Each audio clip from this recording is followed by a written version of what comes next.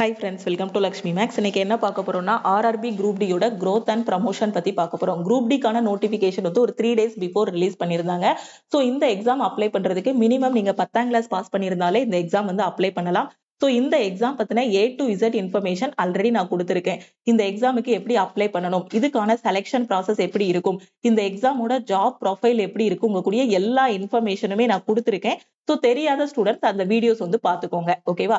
So first group டியோட salary வந்து நம்ம பார்க்கலாம். ஸோ ஓவராலா பாத்தீங்க அப்படின்னா நீங்க ஒரு குரூப் டி ஸ்டாஃபா உள்ள போறீங்க, எந்த போஸ்ட்டுக்கு நீங்க செலக்ட் ஆனாலுமே உங்களோட சேலரியோட ரேஞ்ச் பாத்தீங்கன்னா மினிமம் 30,000, மேக்ஸிமம் பாத்தீங்கன்னா ஒரு 35,000 வரைக்கும் இருக்கும். உங்களோட ஃபர்ஸ்ட் மந்த் சேலரியை நான் வந்து சொல்றேன். ஓகேவா? ஸோ இதை எப்படி பிரிப்பாங்க அப்படின்னு பாத்தீங்கன்னா பேசிக் பே, அதாவது initial pay, HRA, dearness allowance, travel அலவன்சஸ்ன்னு எல்லா அலவன்சஸும் சேர்த்து உங்களோட சேலரி வந்து ஒரு 30,000ல இருந்து 35,000 வரைக்கும் இருக்கும். ஸோ பேசிக் பே பாத்தீங்க அப்படின்னா 18,000 இருக்கும். இந்த ஹவுஸ் ரெண்ட் அலவன்ஸ் பாத்தீங்கன்னா 9% இருந்து 27% வரைக்கும் இருக்கும். உங்களுக்கு எந்த சிட்டில போஸ்டிங் போடுறாங்களோ அதை பொறுத்து இந்த HRA வந்து மாறும். XYZ சிட்டிஸ்ன்னு பிரிப்பாங்க. மக்கள் தொகையை பொறுத்து என்ன பண்ணுவாங்கன்னா X city, Y city, Z சிட்டின்னு பிரிச்சுட்டு இந்த HRA வந்து கால்குலேட் பண்ணுவாங்க. அதுக்கப்புறம் பாத்தீங்கன்னா டியர்னஸ் அலவன்ஸ், டிராவல் அலவன்சஸ் எல்லாம் சேர்த்து பாத்தீங்கன்னா ஃபைனலா ஒரு 30ல இருந்து 35 வரைக்கும் உங்க கைக்கு வந்து கிடைக்கும். ஓகேவா?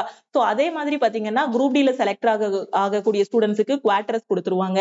சப்போஸ் நீங்க மேரிடா இருக்கீங்க, உங்களுக்கு ஒரு சைல்டு இருக்காங்க அப்படின்னா அந்த சைல்டோட எஜுகேஷனுக்கு பாத்தீங்கன்னா ஒரு ஸ்காலர்ஷிப் மாதிரி எவ்ரி இயர் வந்து ஒரு 30,000 கிட்ட வரும். ஓகேவா?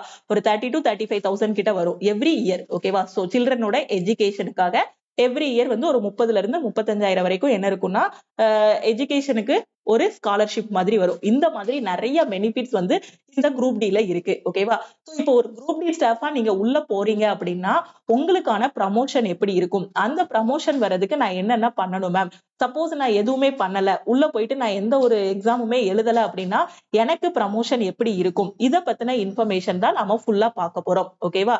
இதுதான் குரூப் டில இருக்கக்கூடிய அலவன்சஸ். இந்த அலவன்சஸ் வந்து ஒவ்வொருத்தருக்கும் ஒவ்வொரு மாதிரி மாறும். ஓகேவா? மெடிக்கல் பெனிஃபிட்ஸ் நிறைய இருக்கு, அலவன்சஸ் நிறைய பெனிஃபிட்ஸ் எல்லாமே இருக்கு. சோ அதனால நல்லா படிங்க. ஓகேவா? சோ நீங்க இப்ப குரூப் டியா உள்ள போறீங்கன்னா நீங்க வந்து ஒரு அசிஸ்டண்டா தான் உள்ள போவீங்க. ஓகேவா? அசிஸ்டண்டா போகக்கூடிய நீங்க பாத்தீங்கன்னா சோ டெக்னீஷியன் கிரேடு 3 நீங்க என்ன ஆகலாம், ப்ரமோட் ஆகலாம். எக்ஸாம் எழுதி கிரேடு 2 ப்ரமோட் ஆகலாம், கிரேடு 1 ப்ரமோட் ஆகலாம், ஜேஇயா ப்ரமோட் ஆகலாம். அதுக்கப்புறம் செக்ஷன் இன்ஜினியரா நீங்க வந்து ப்ரமோட் ஆகலாம். ஓகே, சோ இந்த ப்ரமோஷனுக்கு என்ன நடக்கும் அப்படின்னு பாத்தீங்கன்னா உள்ள வந்து எக்ஸாம்ஸ் வந்து கண்டக்ட் பண்ணுவாங்க. அந்த எக்ஸாம்ஸ பாத்தீங்கன்னா GDCE எக்ஸாம், LDCE எக்ஸாம் அப்படின்னு சொல்லுவாங்க. ஓகேவா? சோ அதுக்கப்புறம் பாத்தீங்கன்னா வேற மாதிரி உங்களுக்கு ப்ரமோஷன் எப்படி இருக்கும்னா உங்களோட சீனியாரிட்டி படி நீங்க எத்தனை வருஷம் ஒர்க் பண்றீங்களோ அந்த சீனியாரிட்டி படி உங்களுக்கு என்ன இருக்கும் அப்படின்னு பாத்தீங்கன்னா ப்ரமோஷன் வந்து இருக்கும். ஓகே, சோ ஃபர்ஸ்ட் இந்த GDCE எக்ஸாம்னா என்ன அப்படிங்கறத நாம பார்க்கலாம். GDCE அப்படின்னு பாத்தீங்கன்னா ஜெனரல் டிபார்ட்மெண்டல் காம்படிட்டிவ் எக்ஸாம் அப்படின்னு சொல்லுவாங்க. ஓகே, சோ இந்த GDCE எக்ஸாம் யாரெல்லாம் எழுதலாம் அப்படின்னு பாத்தீங்கன்னா ரயில்வே எம்ப்ளாயிஸ் எழுதலாம். ஓகேவா? சோ இப்போ ஓபன்ல நமக்கு வந்து குரூப் டி வருது, NTPC வருது, எல்லாருமே அப்ளை பண்ணி எழுதுறோம் இல்லையா, அந்த மாதிரி எழுத முடியாது. ரயில்வே எம்ப்ளாயியா நீங்க இருக்கீங்கன்னா மட்டும்தான் இந்த எக்ஸாம் வந்து நீங்க எழுத முடியும். ஏன்னா இது வந்து என்னது, டிபார்ட்மெண்டல் எக்ஸாம். ஓகேவா? சோ இது பாத்தீங்கன்னா ஜோன் வைஸ் வந்து இந்த எக்ஸாம் வந்து உங்களுக்கு கண்டக்ட் பண்ணுவாங்க. ஓகே, சோ இதுக்கான சிலபஸ் என்ன மேம் அப்படின்னு கேட்டீங்கன்னா நீங்க ஏதாவது ஒரு GDCயோட நோட்டிபிகேஷன் எடுத்து பார்த்திருந்தீங்கன்னா தெரியும்.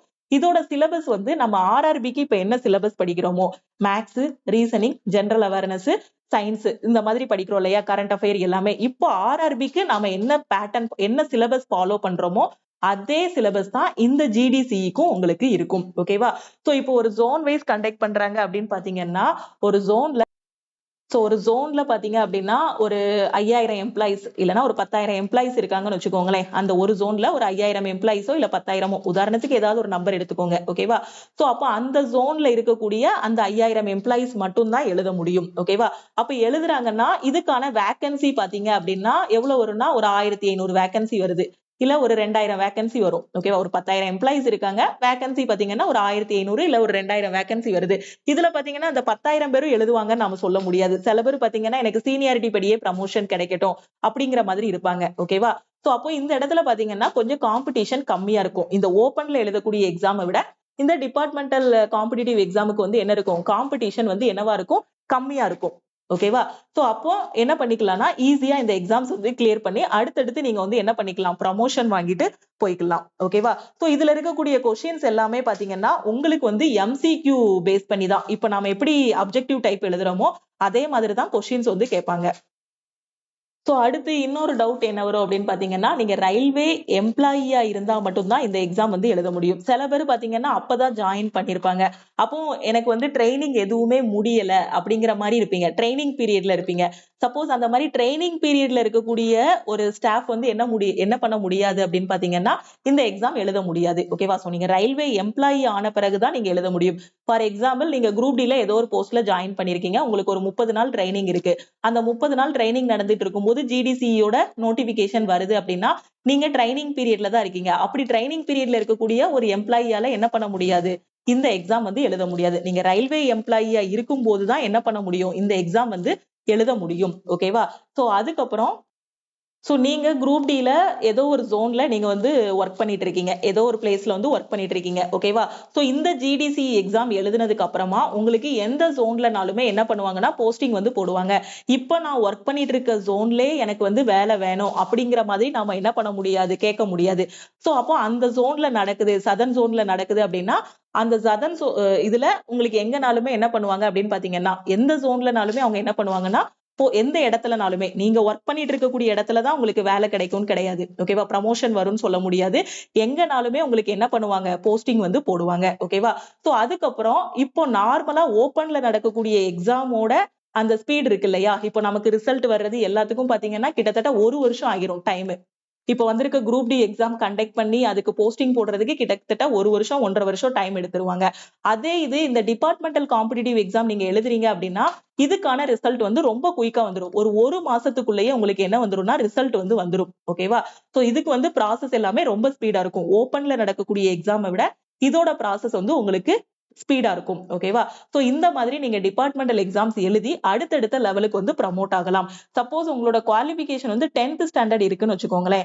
அப்ப 10th ஸ்டாண்டர்ட் தான் இருக்கு. ஆனா வரக்கூடியது பாத்தீங்கன்னா ஏதாவது ஒரு டெக்னிக்கல் குவாலிஃபிகேஷனோ இல்ல டிகிரி லெவலுக்கான இது வருதுன்னு வச்சுக்கோங்க.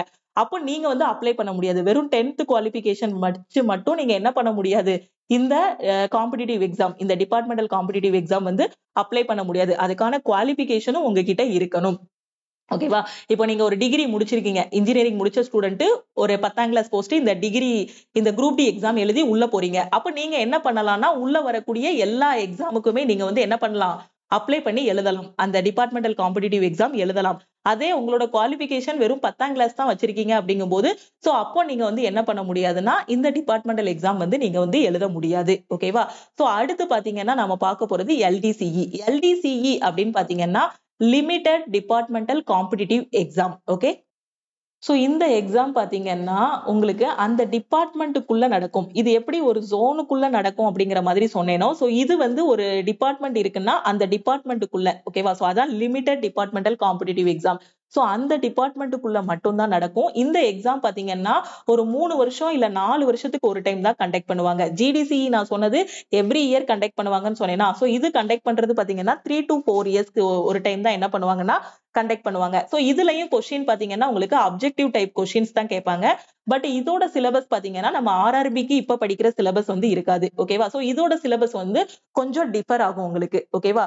அது போக பாத்தீங்கன்னா இந்த எல்டிசி எக்ஸாம் பாத்தீங்கன்னா உங்களுக்கு ஒரு பாயிண்ட் வந்து இதுல ஆட் பண்ணுவாங்க. என்ன பாயிண்ட் அப்படின்னு பாத்தீங்கன்னா ரயில்வேல வந்து நீங்க உங்களோட பெர்ஃபார்மன்ஸ் வச்சு சம் அவார்ட்ஸ் வந்து குடுப்பாங்க. ஒரு வீக்லியோ ஒரு மந்த்லியோ அப்படிங்கிற மாதிரி ஒரு அவார்டு வந்து குடுப்பாங்க. அந்த மாதிரி நீங்க ஒரு பெஸ்ட் எம்ப்ளாயி அவார்டு அந்த மாதிரிலாம் வாங்கியிருக்கீங்க அப்படின்னா அந்த பாயிண்ட்டையும் என்ன பண்ணுவாங்கன்னா இந்த எல்டிசில வந்து ஆட் பண்ணுவாங்க. அதெல்லாம் உங்களுக்கு கிரெடிட் பாயிண்ட்ஸா வந்து ஆட் ஆகும். ஓகேவா? இது அந்த லிமிடெட் டிபார்ட்மெண்ட். அந்த டிபார்ட்மெண்ட்னா அந்த டிபார்ட்மெண்ட்டுக்குள்ள மட்டும் தான் என்ன நடக்கும்னா அந்த எக்ஸாம் வந்து எழுத முடியும். ஓகேவா? அந்த இதுக்குள்ள மட்டும் தான் நடக்கும். ஓகே. ஃபுல்லாவே அந்த ஜோன்ல இருக்க எல்லாருமே எழுதுற மாதிரி இருக்காது. அப்ப இங்க பாத்தீங்கன்னா டோட்டலா அங்க வந்து 1000 கணக்குல நான் ஒரு எக்ஸாம்பிள் சொன்னேன்னா, அப்ப இங்க பாத்தீங்கன்னா ஒரு 100 கணக்குல வந்துரும். இங்க இருக்கக்கூடிய எம்ப்ளாயிஸே அந்த டிபார்ட்மெண்ட்னு எடுத்துக்கிட்டீங்கன்னா, ஏதோ ஒரு டிபார்ட்மெண்ட்டுக்குள்ள நடக்குன்னா, அந்த டிபார்ட்மெண்ட்டுக்குள்ள வெறும் 100 எம்ப்ளாயிஸ் இல்ல ஒரு 500 பேர் தான் இருக்காங்கன்னா, அந்த 500 பேருக்குள்ள தான் அந்த காம்படிஷன் இருக்கும். ஓகேவா? 500ங்கிறதே அதிகம் தான். அவங்களுக்குள்ள தான் அந்த காம்படிஷன் இருக்கும். வேகன்சியும் பாத்தீங்க அப்படின்னா உங்களுக்கு ஒரு 100 வேகன்சி இல்ல 150 வேகன்சி இல்ல ஒரு 50 வேகன்சி அந்த மாதிரி கூட வேகன்சி என்னவாகும் கம்மியாகும். ஓகே. சோ அதுக்கப்புறம் இதோட ஏஜ் லிமிட் பாத்தீங்கன்னா கிட்டத்தட்ட ஒரு 40ல இருந்து 45 வயசு வரைக்கும் நீங்க வந்து என்ன பண்ணிக்கலாம்னா இந்த எல்டிசி எக்ஸாம் வந்து எழுதிக்கலாம். ஓகேவா. சோ இதுக்கு அப்புறம் பாத்தீங்கன்னா ஃபைனலா நான் இந்த மாதிரி எந்த எக்ஸாமுமே எந்த எஃபர்ட்டுமே போடல, எனக்கு கொடுக்குற வேலையை மட்டும் தான் நான் பார்த்துட்டு அப்படியே இருக்கிறேன் அப்படிங்கிறவங்களுக்கு பாத்தீங்க அப்படின்னா உங்களுக்கு என்ன நடக்கும் அப்படின்னு பாத்தீங்கன்னா சீனியாரிட்டி பேஸ் பண்ணி உங்களுக்கு வந்து ப்ரமோஷன் வந்து இருக்கும். நீங்க ஜாயின் பண்ணி உங்களோட அந்த சீனியாரிட்டி இருக்கும் இல்லையா, உங்களோட சர்வீஸ் இருக்கும் இல்லையா, 2 வருஷம் 3 வருஷம் 5 வருஷம் சர்வீஸ் இருக்குன்னு. சோ அந்த சர்வீஸ வச்சு என்ன பண்ணுவாங்க அப்படின்னு பாத்தீங்கன்னா உங்களுக்கு வந்து ப்ரமோஷன் வந்து நடக்கும். ஓகேவா. சோ உங்களுக்கு அந்த மாதிரி ப்ரமோஷன் நடக்கும். ஒரு குரூப் டியா போறவரு அப்படியே குரூப் டி லெவல்ல தான் வெளியே வருவாரு அப்படின்னு கிடையாது. எக்ஸாம் எழுதினாலும் சரி எழுதட்டாலும் சரி என்ன இருக்கும்னா உங்களோட லெவல் வந்து அதிகமாகும். பட் எக்ஸாம் எழுதும் போது பாத்தீங்கன்னா லெவல் வந்து ரொம்ப அதிகமா இருக்கும். நீங்க எவ்வளவுக்கு எவ்வளவு எக்ஸாம் எழுதுறீங்களோ அவ்வளவுக்கு அவ்வளவு நீங்க இருக்கக்கூடிய லெவல்ல இருந்து அடுத்தடுத்த லெவலுக்கு வந்து முன்னேறி போயிட்டே இருக்கலாம். ஓகேவா. சோ சின்ன வயசுலனாலும் நீங்க என்ன பண்ணிக்கலாம்னா ஒரு பெரிய போஸ்டுக்கு போய்க்கலாம். ஓகே. சோ ஒரு செக்ஷன் இன்ஜினியர் லெவலுக்கு கூட நீங்க ஒரு சின்ன வயசுலனாலும் போய்க்கலாம். ஓகே. அந்த டிபார்ட்மெண்டல் எக்ஸாம கரெக்டா ஃபாலோ பண்ணிட்டு வரும்போது சப்போஸ் எனக்கு இதுலயே நான் சாட்டிஸ்ஃபை ஆகிட்டேன் அப்படிங்கிறவங்க பாத்தீங்கன்னா கண்டிப்பா நீங்க வந்து அந்த இடத்துல இருக்க மாட்டீங்க. ஓரளவுக்கு உங்களுக்கு என்ன இருக்கும் ஒரு growth வந்து கிடைக்கும். இவங்க போகக்கூடிய அளவுக்கு உங்களுக்கு growth இருக்காது. ஏன்னா இந்த அளவுக்கு growth வருதுன்னா அதுல அவங்களோட எஃபர்ட் இருக்கும். வேலையும் பாக்குறாங்க, அட் த சேம் டைம் அந்த எக்ஸாம்ஸுக்கும் ப்ரிப்பேர் பண்ணி அந்த அடுத்தடுத்த லெவலுக்கு என்ன பண்றாங்க காம்படிட்டிவ் எக்ஸாம்ஸும் திருப்பியும் எழுதுறாங்க. அதனாலதான் இவங்களோட growth வந்து அதிகமா இருக்கு. ஓகேவா. சோ அதனால எல்லாருமே நல்லா ப்ரிப்பேர் பண்ணுங்க. குரூப் டி தானே, 10th லெவல் போஸ்ட் தானே, நான் வந்து இன்ஜினியரிங் முடிச்சிருக்கேன், நான் எப்படி ஒரு 10th லெவல் போஸ்ட்டுக்கு எழுத முடியும், நான் எய்ம் பண்றது வந்து ஸ்டேஷன் மாஸ்டர் அந்த மாதிரி லெவலுக்கு வந்து நான் எய்ம் பண்றேன் அப்படிங்கிற மாதிரி சில ஸ்டூடெண்ட்ஸ் வந்து சொல்லுவாங்க. சோ அது கரெக்ட் தான், பெருசா எய்ம் பண்றது தப்பு கிடையாது. பட் சின்னதா நாம உள்ள போயிட்டுனாலும் என்ன பண்ணிக்கலாம், ஈஸியா அடுத்தடுத்த லெவலுக்கு போய்க்கலாம். ஏன்னா இப்போ ஒரு உதாரணத்துக்கு பாத்தீங்கன்னா ஒரு சோ நாம ஓப்பன்ல எக்ஸாம் எழுதி போகும்போது பாத்தீங்கன்னா கொஞ்சம் இது பண்ணி படிக்கணும், கஷ்டப்பட்டு படிக்கணும். அதே குரூப் டி பாத்தீங்கன்னா இப்போ ஒரு உதாரணத்துக்கு என்டிபிசி இருக்குன்னா சிபிடி 1 கிளியர் பண்ணணும், சிபிடி 2 கிளியர் பண்ணணும். நான் இது படிக்கிறத தப்புன்னு சொல்ல வரல. பட் குரூப் டிங்கும் போது பாத்தீங்கன்னா வெறும் ஒரே ஒரு எக்ஸாம் தான். அப்ப அந்த ஒரு எக்ஸாம் நீங்க கிளியர் பண்ணிட்டு அப்புறம் இங்க ஜிடிசி எக்ஸாம் எழுத போறீங்கன்னா இங்க இருக்க காம்படிஷனை விட இங்க உங்களுக்கு காம்படிஷன் கம்மியாகிரும். எப்படியும் அங்க போய் வேலையும் பார்க்கணும், படிக்கவும் செய்யணும், ரெண்டையும் மேனேஜ் பண்ணி தான் பார்க்கணும். பட் என்ன பண்ணிக்கலாம், அடுத்தடுத்த லெவலுக்கு எப்படினாலும் growth ஆயிக்கலாம். ஓகேவா. சோ அதனால எல்லாமே ஃபாலோ பண்ணுங்க. நான் இன்ஜினியரிங் முடிச்சிருக்கேன், 10th லெவல் போஸ்ட்டுக்குலாம் அப்ளை பண்ண மாட்டேன் அப்படின்னு சொல்லாதீங்க.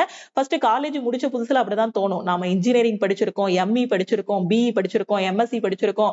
சோ நாம எப்படி 10ஆம் கிளாஸ் போஸ்ட்டுக்கு அப்ளை பண்றது அப்படின்னு ஒரு வருஷத்துக்கு தோணும். அதுக்கப்புறம் வந்து கொஞ்சம் நாளடைவுல நாம என்ன பண்ணுவோம்னா அப்ளை பண்ண ஆரம்பிச்சிருவோம். நான் என்ன சொல்றேன், கிடைக்கக்கூடிய எந்த வாய்ப்பையுமே மிஸ் பண்ணிராதீங்க. சின்னதா ஒரு டிபார்ட்மெண்ட்டுக்குள்ள உள்ள போனாலும் அடுத்தடுத்து அங்க நிறைய வளர்ச்சி இருக்கு. ஓகேவா. சோ அப்படியே வளர்ந்து நாம என்ன பண்ணிக்கலாம், ஒரு பெரிய லெவலுக்கு போய்க்கலாம். ஓகே. சோ அதனால நல்லா ப்ரிப்பேர் பண்ணுங்க, ஹார்ட் ஒர்க் போடுங்க. ஓகேவா. சோ நம்ம லக்ஷ்மி மேக்ஸ் ஆப்லயும் பாத்தீங்கன்னா குரூப் டி எக்ஸாமுக்காக நியூ பேட்ச் வந்து ஸ்டார்ட் பண்ணிருக்கோம். ஆல்ரெடி நம்ம குரூப் டிக்கு பேட்ச் ஸ்டார்ட் பண்ணி கொண்டு போனோம். இப்ப அகைன் பாத்தீங்கன்னா ஃபர்ஸ்ட் வீக்ல இருந்து நாம ஸ்டார்ட் பண்ணிருக்கோம். ஓகேவா. சோ கம்மிங் வெனஸ்டே பாத்தீங்கன்னா 1 பிப்ரவரி 2025. சோ இதுல வந்து பாத்தீங்கன்னா ஃபர்ஸ்ட் வீக்குக்கான டெஸ்ட் வந்து ஸ்டூடெண்ட்ஸ் வந்து எழுதிருவாங்க. இப்பதான் குரூப் டி படிக்க ஆரம்பிக்கிறீங்கன்னா ஃபர்ஸ்ட் சிலபஸ முடிங்க. அதுக்கப்புறம் பாத்தீங்கன்னா ப்ரீவியஸ் இயர் கொஸ்டின் பிராக்டிஸ் பண்ணுங்க. அதுக்கப்புறம் பாத்தீங்கன்னா டெஸ்ட் எடுங்க. ஓகே. சோ இப்போ நம்ம பேட்ச்ல ஃபர்ஸ்ட் சிலபஸ் தான் முடிக்க போறாங்க ஸ்டூடெண்ட்ஸ். 0 லெவல்ல நான் இருக்கேன் அப்படிங்கிற ஸ்டூடெண்ட் சோ இந்த பேட்ச்ல ஜாயின் பண்ணிட்டு உங்களோட ப்ரிப்பரேஷன் வந்து ஸ்டார்ட் பண்ணுங்க. ஓகே. சோ அதுக்கப்புறம் நான் குரூப் டியோட ஜாப் ப்ரொஃபைல் பத்தி உங்களுக்கு ஒரு வீடியோ அப்லோட் பண்ணிருக்கேன். பட் இருந்தாலும் ஸ்டூடெண்ட்ஸ் நிறைய டவுட்ஸ் வந்து கேக்குறீங்க. சோ நான் என்ன பண்ண போறேன்னா இருக்கக்கூடிய 14 போஸ்ட்டுக்கும் பாத்தீங்கன்னா தனித்தனி வீடியோஸா உங்களுக்கு வந்து கொடுக்குறேன். ஓகேவா.